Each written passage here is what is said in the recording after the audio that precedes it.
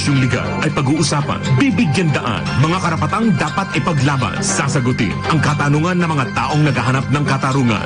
Dito sa programa, Laban para sa Karapatan, kasama si Attorney Lorna Capunan. Laban para sa Karapatan.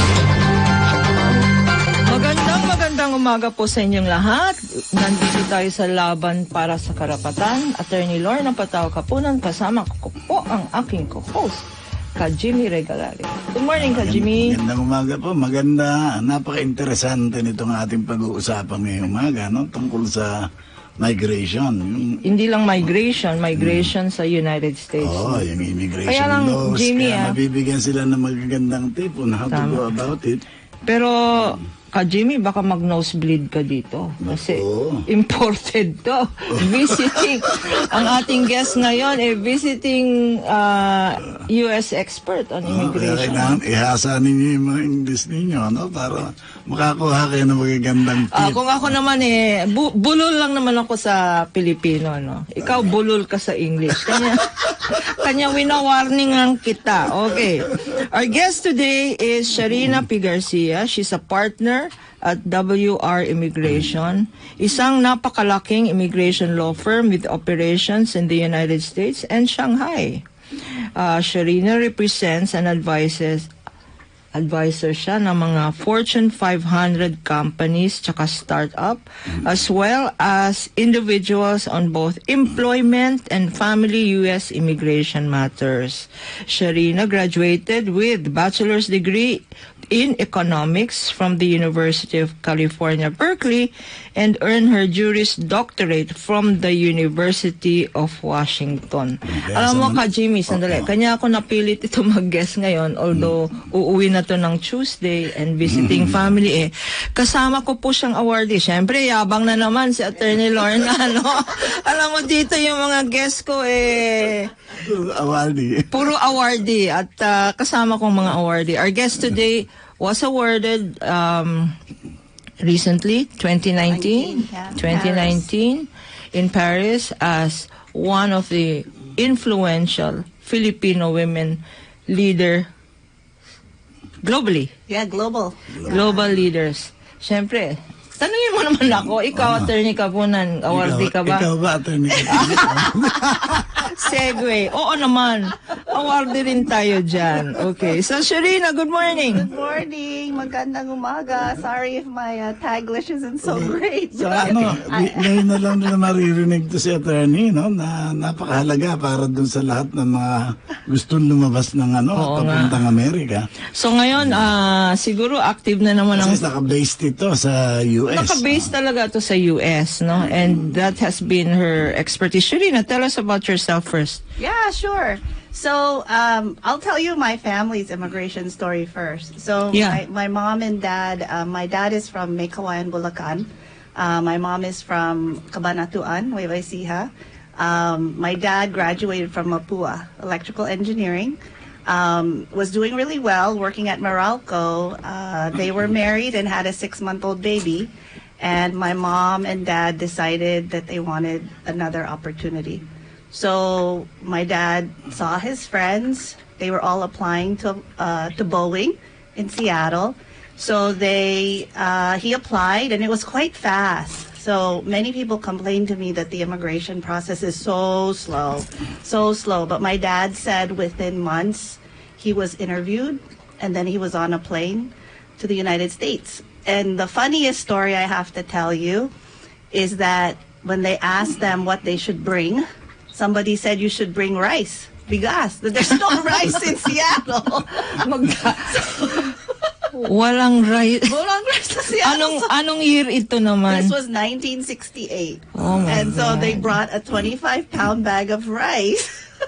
But they found out that the only reason they told them there was no rice was because their friend had no car. So they couldn't drive to the grocery store to buy rice. So they imported 25-pound bag of rice from the Philippines to Seattle.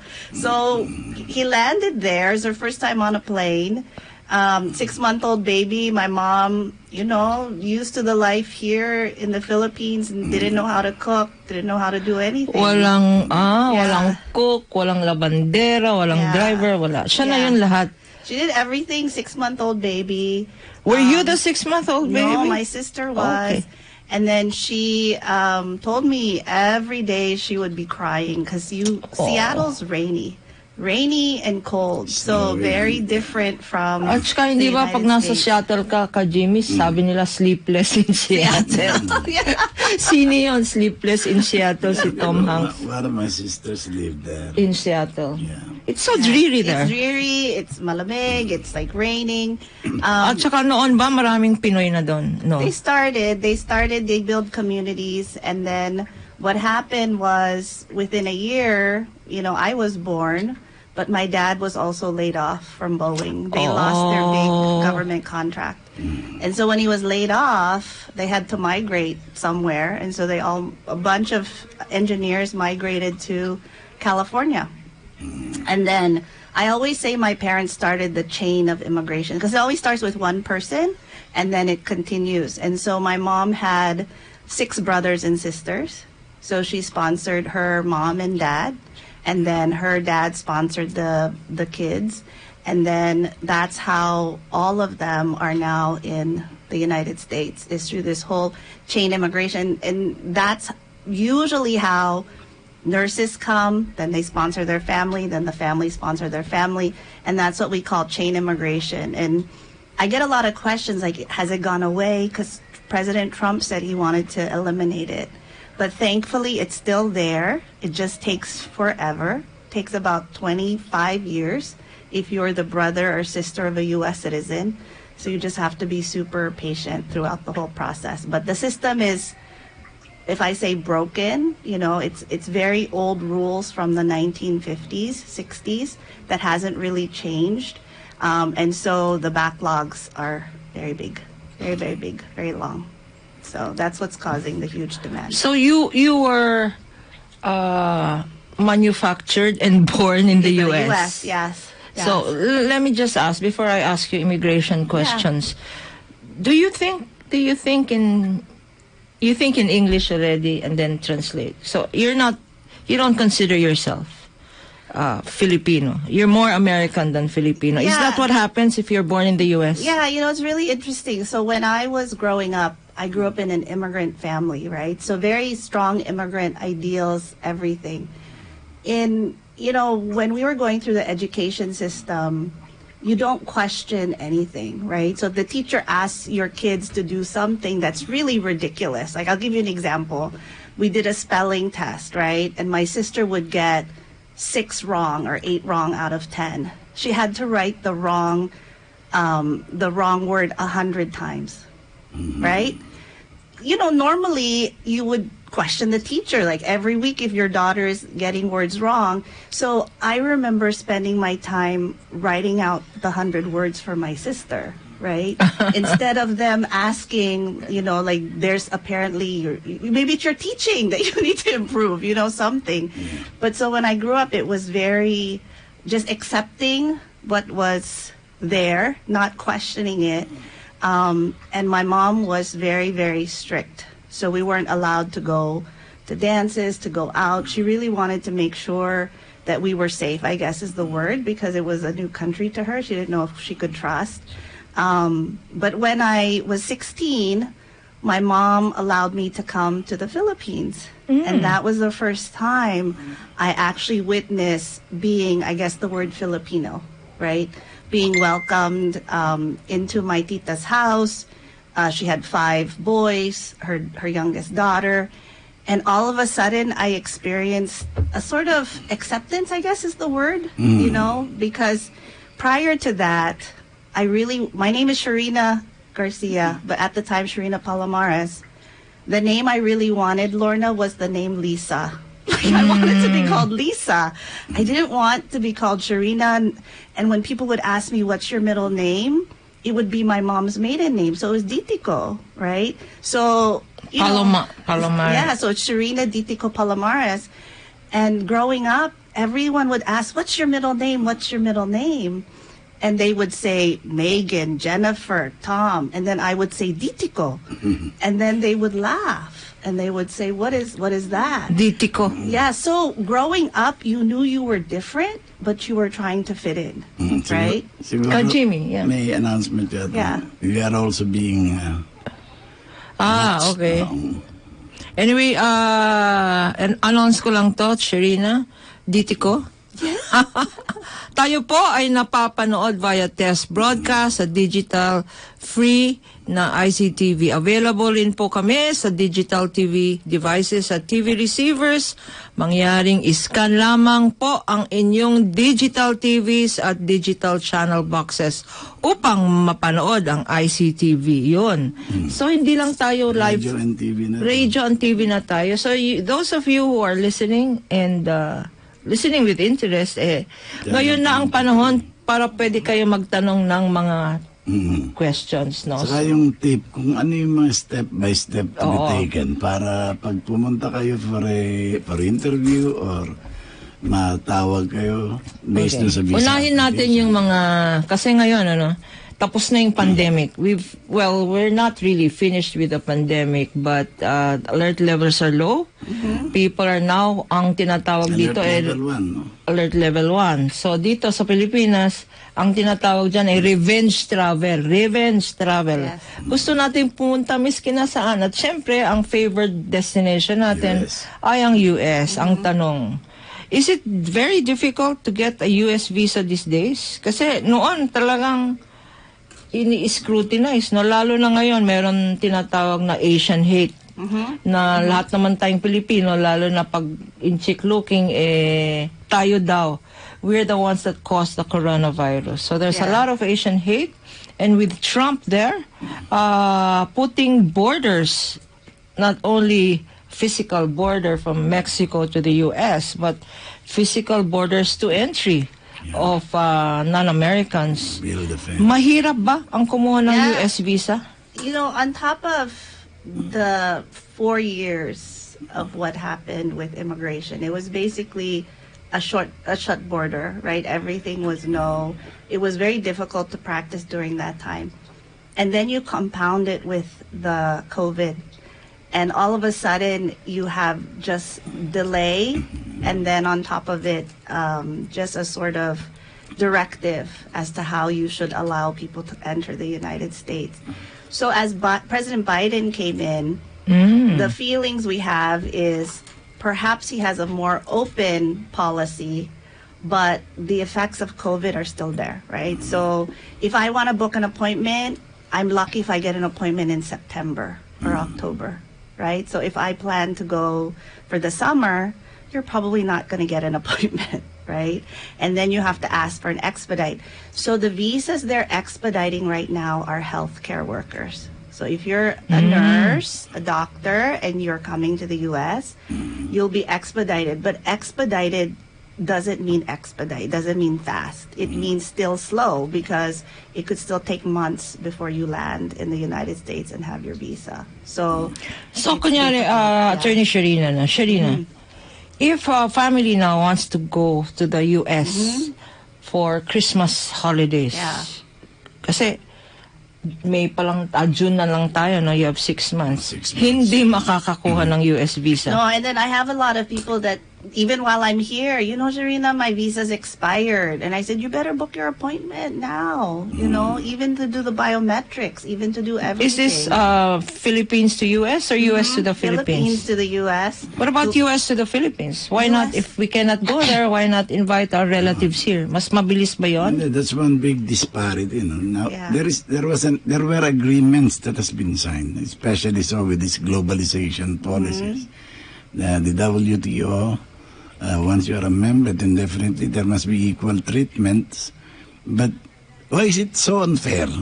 When Americans come here, definitely they don't need to be interviewed. They don't need to apply for a visa because they just entered and they will be granted visa at the airport. While we Filipinos, you're passing through the hole of a needle in getting a visa. Why is it that way? Nobody's protesting about it. I think the South and Latin American countries are now doing their move. No? They march from their own country in South America, trying to enter the U.S. by force. Well, I'll tell you a funny story. So during the time when the Philippines shut its borders, and Americans, not non-Filipinos, right? They weren't allowed to enter the Philippines. And so I had a lot of people contacting me who had fiancés in the Philippines, right? And they weren't able to enter.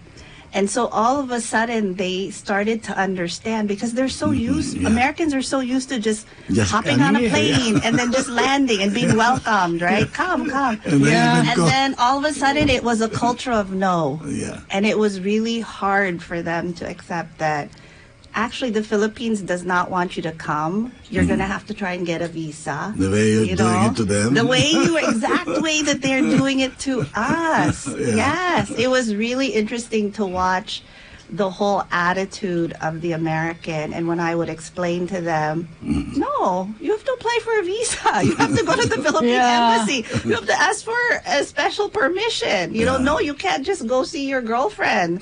I know you haven't seen her in 2 years, but maybe you should go to another country and see your girlfriend. You know? You know, that actually happened, no? I know somebody who wanted to come here, but met his girlfriend in Bangkok. Yeah. And many who, I had a client ready to get married, fiance, and then of course COVID hit. So, are you recommending to the Philippine government to give the Americans a dose of their own medicine? Maybe. I think that's kind of where the dynamic is really off. I think is what you're saying, Jimmy, right? Yeah. Alam mo,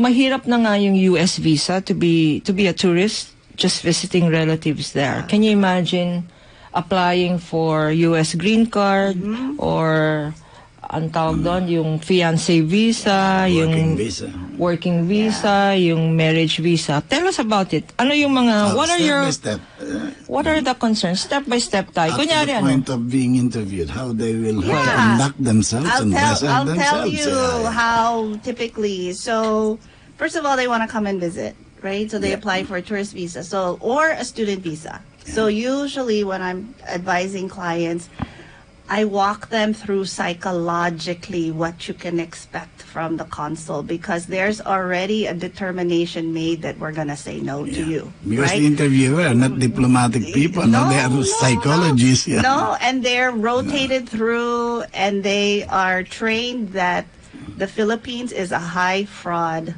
country. Yung right? TNT, tsaka yung tago ng tago, we go there as tourists, and then tago na lang tayo, magiging nagdi-disappear na lang tayo. I guess it starts with kung interview, no? How you dress. How Do you tell dress, them how to dress up?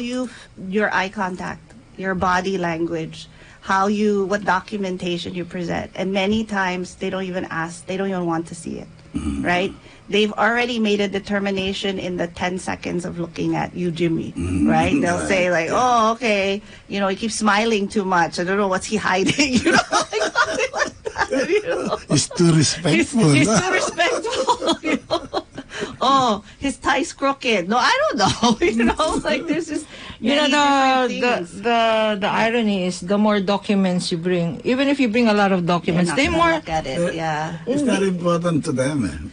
No, it's not important to them. And when I've counseled many people, and you know, I've had my share of denials also, and then we try again, and then you know, it doesn't work. And it's many factors, right? What's your education? I usually tell them, make sure you've traveled outside of the Philippines. Go to Singapore, go to Bangkok. It shouldn't be a first time. Mas maganda you should yung, be worldly, meaning that you've traveled outside. Okay, so unang advice yan sa mga nakikinig, ano? Pag nag-apply kayo ng US visa, travel muna kayo. Punta muna kayo, miski na Singapore. Yung mga, wag naman mahalang Singapore. Sa Vietnam, di ba? Mga Vietnam, mga Thailand, Bangkok, para merong tatak. Kasi kung first time travel, sabi ni Attorney Sharina, mahirap. Okay, next advice. Next advice is they also look at your education, right? And so they'll look at your education, and when they're looking at your education, when you have a degree, perhaps in hospitality, right? what are you actually going to be doing in the U.S.? Are you going to start looking for a job, right? Healthcare workers, right? Physical therapists. Yeah, physical therapists. So they really look at a lot of those things, and you just have to be ready to explain to them your purpose, right? Do you have family in the U.S.? My number one thing I always tell my clients is do not lie. Do not lie, do not lie, do not lie. Cousins there. Okay, when you say family, what is considered family? Kasi ang Pinoy naman, lahat naman Everyone tayo. is family, right? Lahat naman tayo may pamilya sa US, ano? Do you need to declare a cousin of the extended family? No, I would declare immediate relatives, aunts, aunts, those types of things. You could even say a first cousin, and they'll ask you, where will you stay, right? How long will you stay? Who's paying for your trip? Let me see your bank account, right? And they know when you just start putting money in a few weeks before your interview, and then they look at the prior bank statement, it's very little pesos, right? You intend to have a trip a month from now. Yeah. So you start saving and opening a bank account. Yeah. And you start I guess the word is planning, right? So you can't just simply appear, get your visa. You have to actually create the right package, I guess is the word, to be able to get issued the visa. And just have the right credentials. Someone was saying, their daughter was IT, right? Technology, tech, right? Oo nga, kasama natin, before we started the show, ang kasama natin dito, ka Jimmy, si Sir Raul Esperas, tinanong niya sa guest natin, kasi yung na-deny yung anak niya, no? What was the question to you? Said that they went in and applied for the tourist visa, and then when they saw she graduated magna cum laude from a good university here in probably computer science, they said no, right? This was the time though of President Trump when they were really denying. I think now in the time of President Biden, they really want to encourage people with science degrees to come to the U.S. So I think that, I went to a dinner last night and someone told me there's a Sinigang Valley here, right? Instead of, like Silicon Valley where all the startups are, there's a place called Sinigang Valley by Poblacion. Really? There's a Sinigang Valley? And that's where all the Filipino startups are there, right?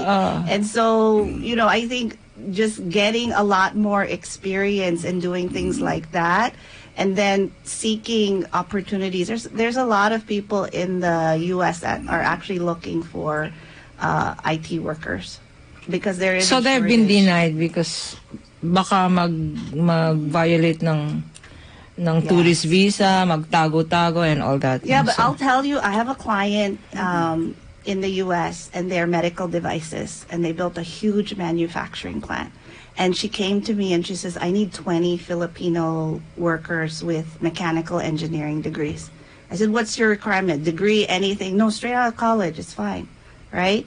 So we were able to find 10, and then we put them in a lottery. We put them in what we call the H-1B lottery. And I said to them, chances of being picked, maybe you're lucky if you get 2, right? 2 picked out of 10. What is that lottery? It's a visa lottery. So many people will actually, when they graduate with a technical degree, like a bachelor's degree, they'll apply for a work visa. And that's what we call the H-1B visa, right? And so there are many companies that actually will hire under the H-1B. And so this company put the names in, like 10 people's name in the lottery, and they actually won 3. So now we actually have 3 people that are actually going to be able to come, and I just saw their case was approved, and now the next step is to go to the consulate for the interview.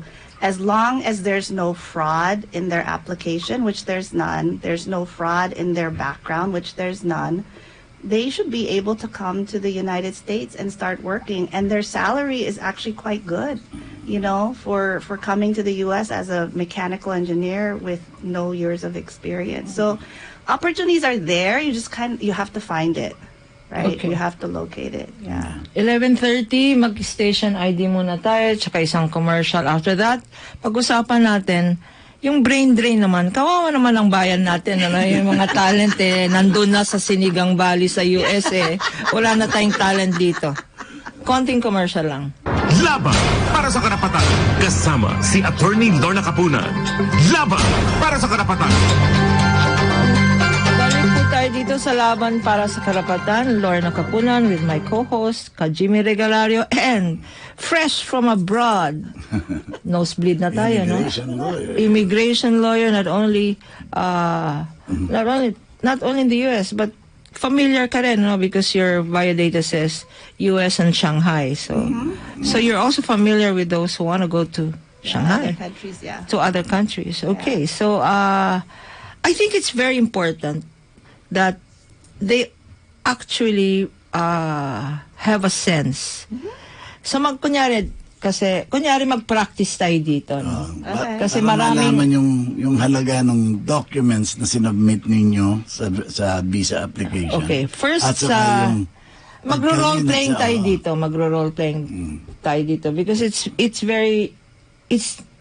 it's never happened that we have a actual visiting. Kasi yung mga iba, nababasa lang natin yung mga requirements, no? Pero hindi natin naintindihan. So magro-roleplay tayo ngayon. Kunyari, si Attorney Sharina, ang immigration officer. At si Jimmy ay isang Pinoy, isang applicant, kunyari, na gustong pumunta sa US. Umpisahan natin sa tourist visa. Tourist visa muna, mamaya. Yung application, what are the proper documents to be presented at yung wag magsinungaling dun sa pinipresent na dokumento. Okay, hindi mo alam yung applicant ka. Siya yung immigration officer. Okay, so yun yung sequence. US, first tourist visa, worker's permit, fiancé's visa. At sa US naman, yung mga may green card, paano nagiging permanent ang status, no? Attorney Sharina. Okay. So you're applying so why do you want to come to the United States? I want to visit my relatives. Oh, how many relatives do you have? I have 2 sisters and 3 sisters and a brother there having their own homes. Okay. Where do they live? I have one in Los Angeles and one in Seattle, one in San Diego, 2 in San Diego. Okay. What do they do? Well, they're all professionals. Okay. And what's your training and your background? Well, I'm an economist. Yeah. Economist. Yeah, okay. That's what I've learned in school, but I mixed it up with politics. Okay. And how old are you? I am as young as 70. You're young as 70. Okay. And what countries have you traveled to? Well, I traveled. So interrupt lang ako ang mga immigration officials ba kasing courteous mo o kasing friendly? Ang I was tipped upon na hindi ka kailangan masyadong magalang, hindi ka naman kailangan bastos. But you were saying too much, Jimmy. Yeah. Like when I asked the question, you should just answer it, right? Like how many relatives do you have? I have 5. 5. Can you tell me, are they your sisters, are your cousins, right? But you started telling me a story, right? And so I always tell my clients, just answer the question being asked and allow the officer to ask you more. Okay. Because what tends to happen is you reveal things which is not necessary, which wasn't necessary, because based on what you said and you were telling me, where they live and all these different things, I started creating a profile of you in my head, which was, okay, he's 70 years old, he has at least 3 siblings, they're all located in California. Why is he coming here? How long will he actually stay? And I was started to question, whether I'm actually going to approve your visa.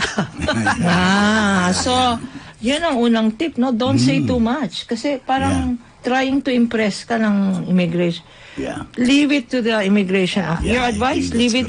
Leave it to the officer to ask you the questions, right? And then if they ask you, the questions, just answer it and let the officer ask you more. Short with confidence. Just short and sweet. Let the officer ask you. And then I think the other issue is that when people don't know the answer, they start making things up. Don't do that. Don't do that. Just say, officer, can you please repeat the question? Officer, I don't understand. Can you please, and the officer at that point is going to get mad at you. and get impatient and irritated because you're now asking them questions. What is it you don't understand? I don't understand why you don't understand. I'm speaking English to you. Like, why don't you understand what I'm saying? Sometimes it's we can understand you because you're Filipino. Filipino.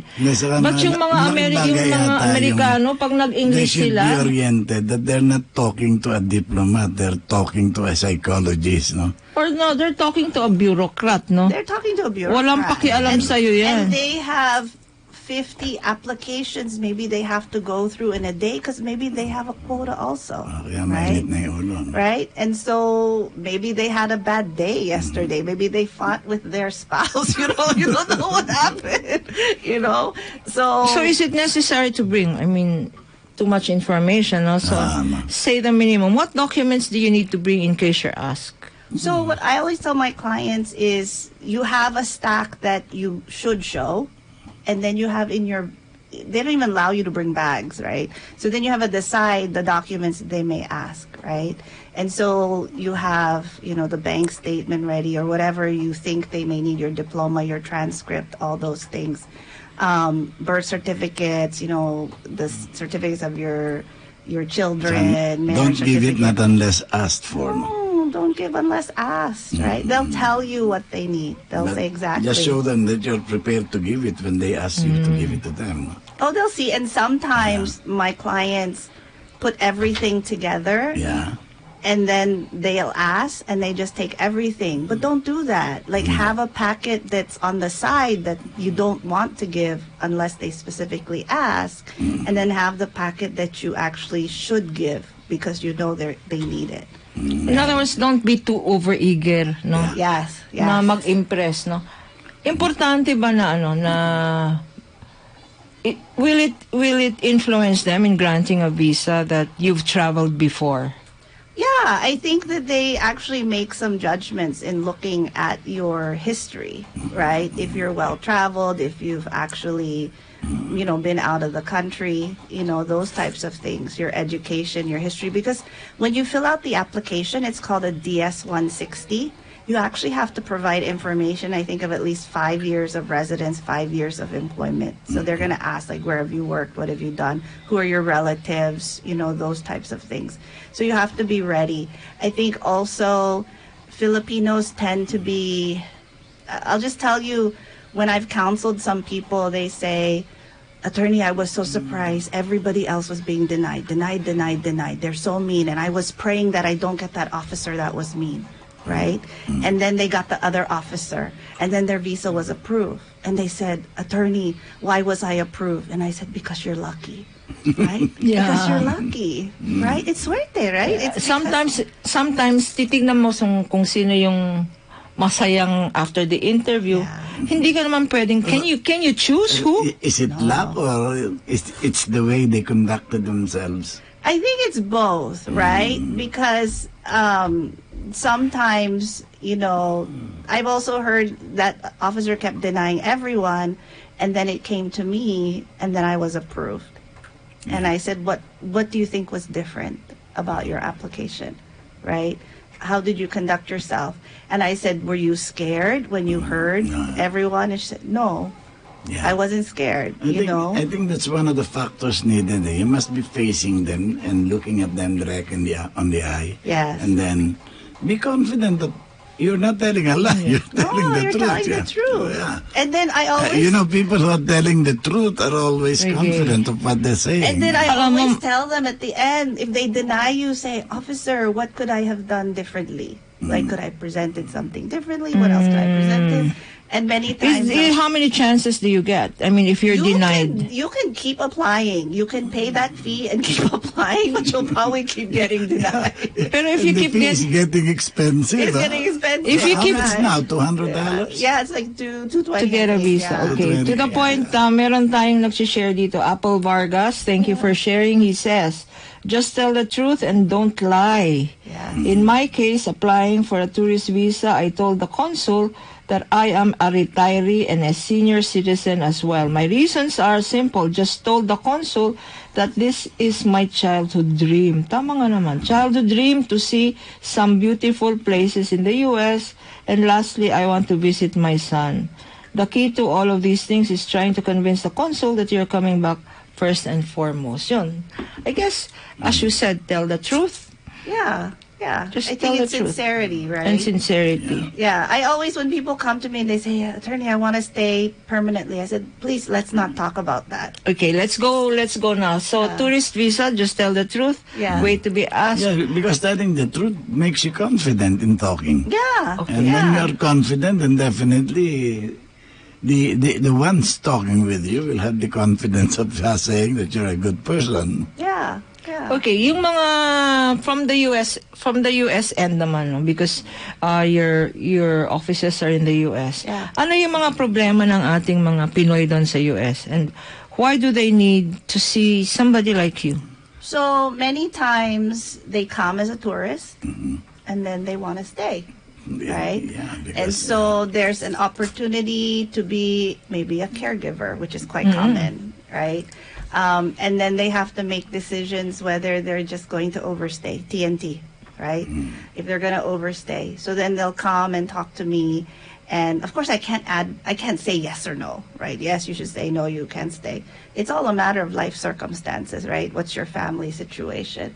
And many times they decide to just overstay because they have to send their children to school here. The opportunities are just economic. It's economics, right? Do they ever get caught? Yeah. I mean, we know of stories na ang nagsasabi na TNT sila mga kapwa Pilipino, no? Yeah, May but reward system. May reward system but ba yan? honestly, they don't really go after people. There's different reasons they'll go after people. Like before, if you called immigration and then you said so and so, maybe they'll go, right? But now everything is so backlogged. They are probably trying to target people who are severe violators, criminals, people who have committed felonies, those types of things, crimes. So have I heard people being picked up at different places? Not recently, to be honest with you, not recently. But I think there is still a big fear. A lot of the reasons many people were not vaccinated for COVID was because they were afraid they were going to be tracked.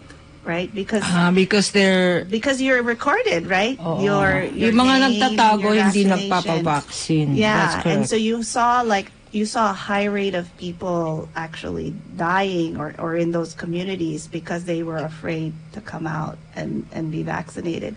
In California, they want to make the road safe, so they actually will give you a driver's license regardless of your immigration status. So you could be living in the California illegally, and they'll still give you a driver's license. Just to put it in context, Sharina, what is the percentage of Filipino workers there, whether migrant workers, contract workers, or just residents? Yeah, compared to Latinos, Mexicans. Do you have that? Yeah, 2 million Filipinos as of 2018. In the U.S., 2 million. Yeah, 4.5% of 44 million immigrants in the United States. I even have the number also for those that are Can you repeat that? Because when we guested Toots Ople here and asked her what are the figures of our global Filipinos, the embassies did not have, especially in the UAE, in Middle East, no? Pero in the US, we have figures. We have census, So, okay, so how many Filipinos? And by the way, 2 million. the 2 million Filipinos that we have in that they have in the US are sending in dollar remittances, which is higher than any other countries. Okay. Yep. Like it said in 2019, the remittances were 35 billion. 35 billion pesos. No, US. US dollars. Wow. Yeah.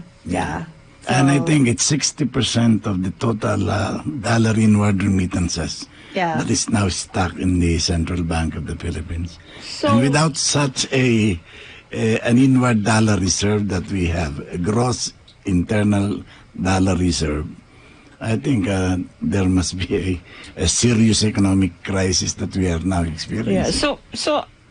With those figures, Sharina, there now will be a disconnect between a Philippine government that wants to create jobs here, so that our global Filipinos, our migrant workers can come home, because it will also lessen the dollar remittances. So, so what I've heard was that actually there's more opportunity for people to stay here because other countries are actually hiring the Filipinos here. Meaning that if I need someone to do data entry, right, I will actually hire them here. They can work remotely for me from the Philippines, and then I will pay them in dollars, right? Yeah. And if I pay you in dollars, maybe $5 an hour, right? And minimum wage in California is $15 an hour. I'm still coming out ahead as an employer because I don't have to pay transportation. I don't have to pay all the benefits, labor benefits. They're not regular employees. Tama yun, ano? That's why marami na rin. Daughters working online. Yes, they stay in the house and they're getting high pay. That's a good point, no? You don't need to, because now of the new virtual economy and virtual technology being available here, you don't have to travel abroad. You can remain here.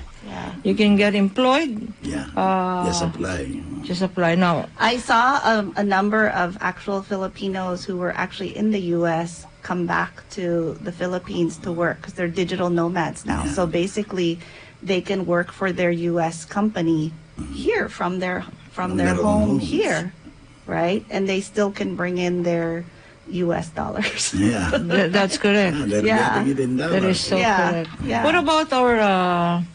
We've recently been worried about Filipina frontliners dying because of COVID and all that.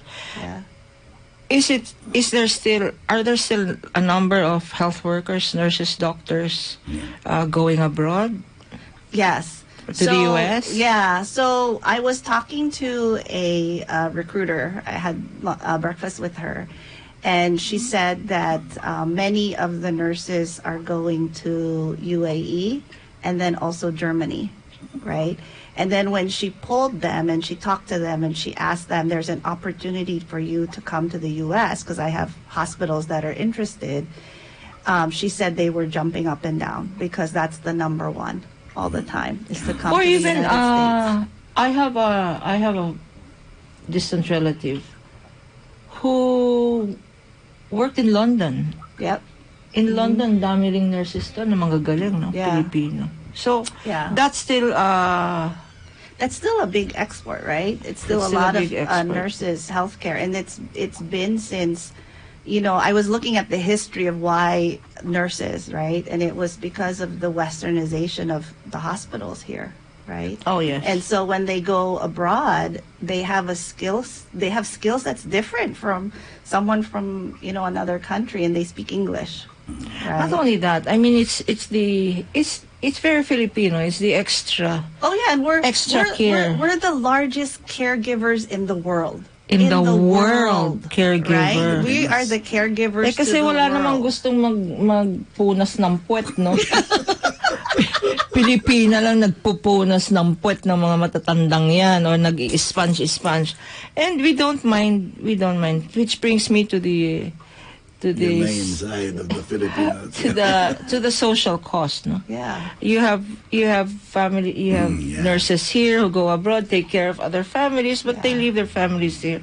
Are there problems like that? They go to you, they want to come back to the Philippines because their spouse squandered away the money to build an adobe house, and there are so many broken families. Yeah, I have so many stories of people who come here come to the U.S. as tourists and then become caregivers and send remittances back.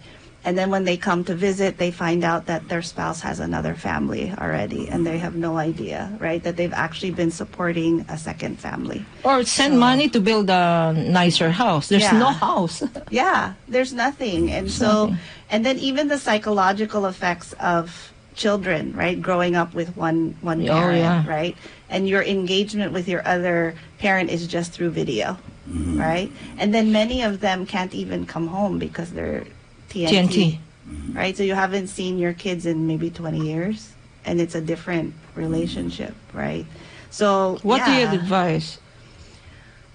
You know, everybody makes decisions based on economics, and that's kind of one of the sacrifices people make, you know, to ensure tiis na lang, tiis. Well, to ensure that your child has a good education, right? That they have the Nike shoes on their feet, right? Exactly. You know? Yeah. So in short, what you meant is you want your people to stay.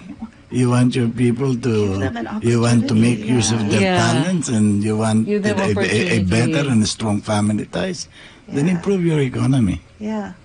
What do we have in the US? Ang daming ano bang meron sa US na wala naman tayong dito? Dati, nung bata pa ako, I have relatives there, nagpapadala ng corned beef, spam, ng Colgate, ng Tide, napakalaking Tide. Akala mo, Ovaltine, akala mo hindi mabibili yan dito. Kaya napanood nga tayong play sa CCP, di ba? Na Kabao. Bigat ng coffin ng patay. Did you hear about that story? Daming binasa. Okay, this I don't know if it's a joke, but it's anecdotal. Brought home the coffin of the mother, the body of the mother. But they were wondering, bakit ang bigat-bigat naman ng taong to? Yung pala, ang dami nakalagay na canned goods, pati coffee mate, pati yung kape. Ini-smuggle through the no? But, yeah, maybe because of social media. Yeah. We want those nice things that you can buy abroad. Yeah. Pati nga comforter na nabibili naman dito na napakabigat. Comforters. Yeah, we get those at Ross. Dress for less. Yes. Bibilin pa sa US. Okay, my point to you is, you as an immigration lawyer, don't you advise families to just come home? Especially if they're old, and your mother, I understand, your mother also came home already. Yeah, my mom came home. So many times what happens, and I'm seeing this, is they'll actually immigrate to the U.S. and then they actually want to go home and retire. So that's my mom. So my mom 20 years ago, she came back to the Philippines, and her SS and her pension goes a long way. Her Social Security goes a long way here. So nadala niya, she's able to bring it here, no? You can bring your Social No, Security. I have some old relatives in the US, and ayaw nilang pumunta dito kasi yung healthcare nila, di ba, Ka Jimmy? Mahalaga yan. Then automatic that you'll have to have your health insurance. Yeah. But, you know, surprisingly, if you have Kaiser, so Kaiser is one of the healthcare hospitals in the U.S. My tita passed away here, and she had Kaiser, and Kaiser actually reimbursed for all the expenses that they spent at the Asia Hospital, or one of the hospitals here. Yeah. No, but that's kind of like insurance, but facilities, healthcare facilities. I mean, you know, dito may problema ka sa puso, pipila ka sa heart center. May problema ka sa lungs mo, pipila ka sa lung center. Yung mga magagaling na hospital, mga PGH na ganyan, punong-puno. They're not even enough beds. But whereas in the US, I mean, you have facilities. So they say that growing old in the US and getting all the health benefits is what makes them stay there. Maybe, I think so, yeah. But I think honestly, if I'm elderly and I require a lot of care, I'm going to come to the Philippines because I can have someone, a full-time nurse or full-time aide, or someone take care of me in the way that I need to be taken care of. Otherwise, there you're spending thousands of dollars to have in-home health. Siguro, attorney, wala na tayong oras ng si attorney Sarinas, should give the address and the whereabouts where she can be contacted to. Baka marami sa ating Filipino madami nga nanonood dito. Kailangan ng immigration lawyers. Yes. Are you on Facebook? We actually have a website. So if you go you can announce it to everybody. So if you go to WR Immigration, so W like Wolf, R like Rapid Immigration.com, you'll see my picture there, and you'll see my contact information, and you can send me an email there. Give the full name. WRimmigration.com. Okay, and hanapin nyo na lang si Attorney They'll see my picture. Serena. Serena Garcia. So, one last question. Yung mga gusto kasi lagi ko naririnig yung green card. I have to go back. Kailangan akong bumalik sa US because i-check kung nandun ako as resident, no? Yeah. So people come back and forth. 6 months here, 6 months there. Ano ba yung green card na yan? Tsaka ano yung permanent resident status? What is that? Yeah, so when you come in as a tourist, you're there as temporary, right? When you get the green card, you can stay in the U.S. permanently for as long as you want. And how does one get a green card? You either get sponsored by a family member or you get sponsored by an employer. If you marry, find an old American guy and marry him. Pwede ba yan? Yung madaling mamatay para may...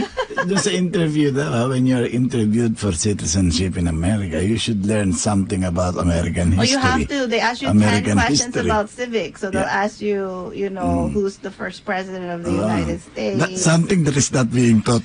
No, you actually have to study. You actually have to sing the U.S. anthem. So you're saying the green card is... Permanent resident. So Okay. basically, you cannot be deported or removed. And you can work. And you can work for whoever. Yeah. So even without being a U.S. citizen, pag may green card If you have a ka, green card, pwede ka na mag-work. You but can many work people already. who are elderly will get the green card, but then they actually want to live in the Philippines. can they do that? So Yeah. they can, but they have to be careful because if they're gone more than 6 months, Yes. they can lose They their have to green go card. back. So That's they have why to go they back have to and go forth. And so back. during COVID, Yeah. nobody went home for 2 years. So they lost their green card No, status. nobody. I always say you'll never lose your green card. You should contact me and I will help you keep your green card. Okay, that's a good. So, we've run out of time as usual here in Laban para sa Karapatan. Time seems to always run short because we enjoy ourselves. So, Attorney Sharina, your last words?